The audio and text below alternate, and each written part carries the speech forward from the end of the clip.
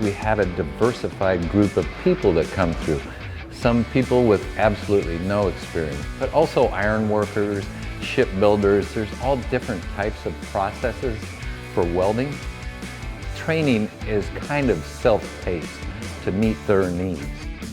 You could have someone come through with a ton of experience and you may already know how to weld, but we still want to put you through the program so you understand what the Vermeer standard is. We hold welders to a higher expectation, I feel like. It's not just about burning wire, it's about knowing why we do what we do. We're focusing on blueprints and welding symbols and how to build parts, because that's at least half of what we do. Welding is half of it, but the other half is we build machines. We have the technology available to train at a higher level with our weld simulators and our live arc. Basically, it points out every parameter involved in putting down a good weld, and you can actually pinpoint exactly what is going on while you're welding. Now, we have to be the best of the best because we want the best employees to build the best equipment. Went to school for it and got all the certificates for that while I was in Texas before I moved here. I wasn't that great of a welder even straight out of school with all my certificates, because once you get out of school it's still a different beast on the production field, you know. This weld training was very helpful. They were more detail oriented on the MIG process and what we would be doing, so it was helpful.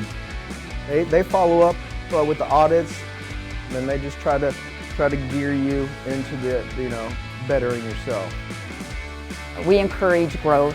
We want them to move into the role they want to take on, where you have more responsibilities out on the floor.